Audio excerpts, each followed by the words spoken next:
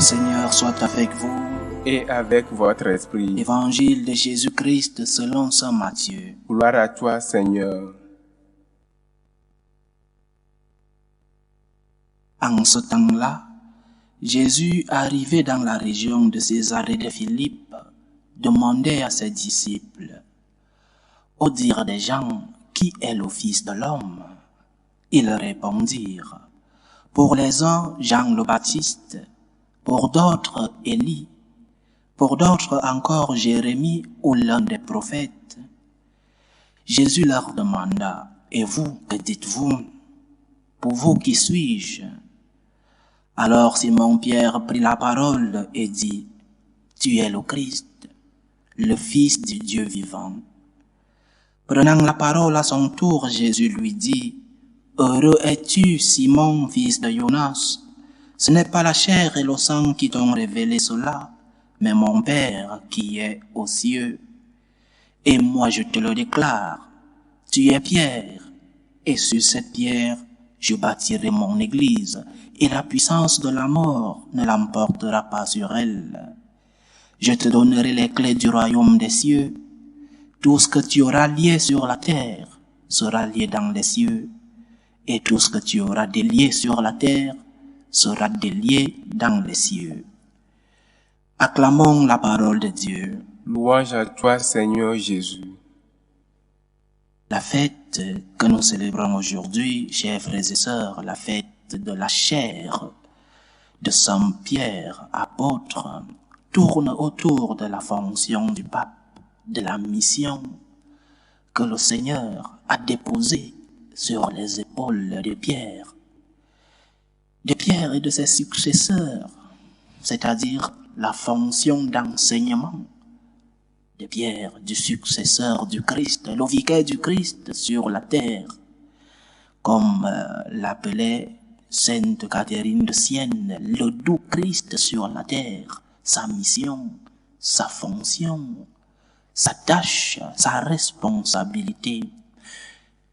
Et la première chose à clarifier est que le pape est vraiment le vicaire du Christ, mais qu'il ne l'est pas par ses propres mérites, par ses propres forces, comme ce politicien qui bat campagne et qui gagne les élections parce que peut-être c'est un bon orateur ou parce qu'il a un bon programme politique.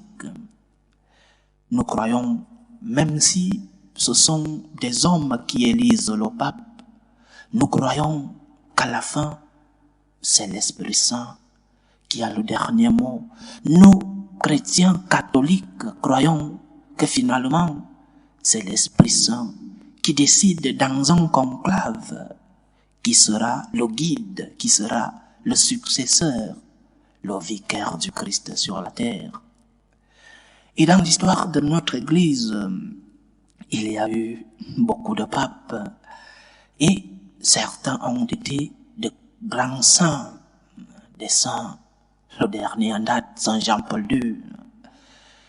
Je ne vais pas citer l'autre que je considère comme un saint, mais le dernier officiellement reconnu, Saint Jean-Paul II. Nous avons eu de grands saints comme papes, des martyrs, des papes qui ont donné la vie, qui ont versé de leur sang pour défendre la doctrine, pour défendre la foi. Mais aussi, et malheureusement, nous avons eu des papes qui n'ont pas été de très grands modèles de sainteté. L'histoire nous le raconte, je ne vais pas citer de noms.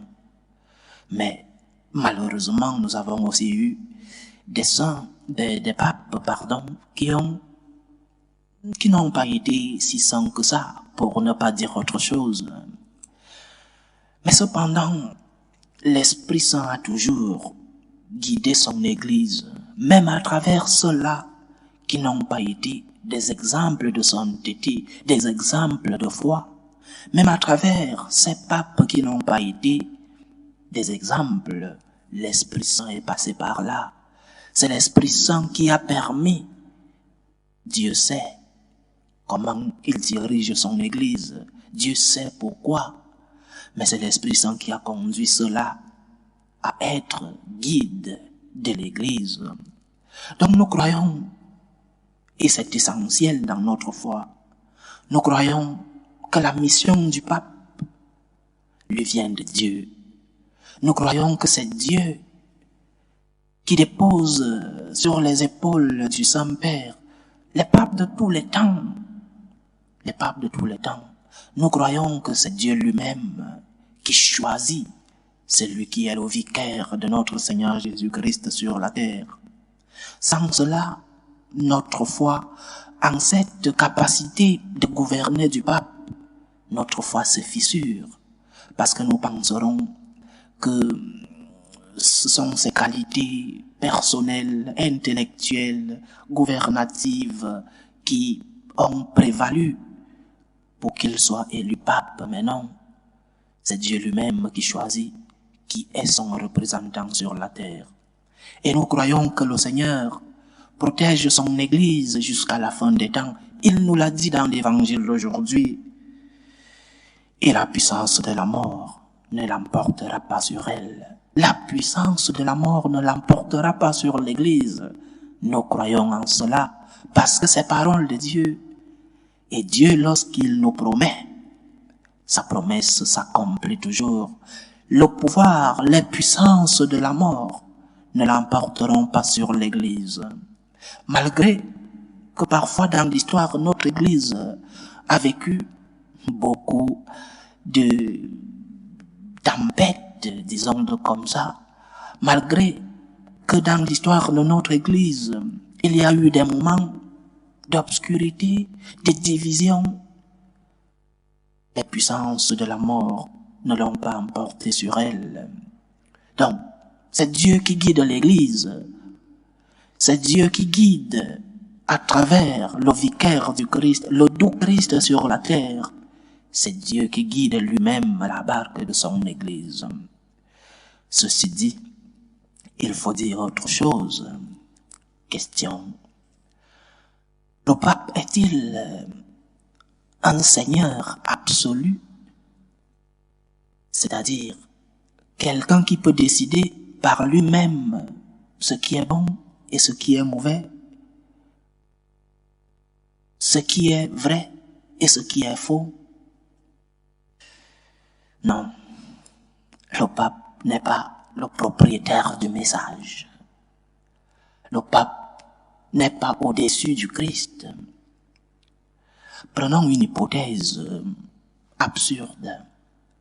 Si, dans l'histoire, un pape disait que la Vierge Marie n'a jamais été vierge, ou alors, si un pape disait que les femmes pouvaient être des pré-Christ, ou alors, si un pape disait que le Christ n'était pas présent dans l'Eucharistie, que dirions-nous? Que c'est parce que le pape l'a dit que c'est vrai? Non. Le pape n'est pas le propriétaire du message. Le pape est un messager, le premier messager, le premier serviteur du message. Mais le pape n'est pas le propriétaire du message. En disant cela, je ne veux pas que certains se sentent offensés. Parce que parfois je reçois des messages des personnes qui disent que je suis contre le pape. Doctrine de l'Église pendant plus de 2000 ans. Le pape, et j'espère que lui-même il le sait, humblement, il n'est pas le propriétaire du message. Le propriétaire du message, c'est le Christ. Et le pape, dans son message, dans cet accompagnement, dans cette fortification de ses frères dans la foi, il ne peut pas être contre le message du Christ parce qu'il n'est pas propriétaire du message.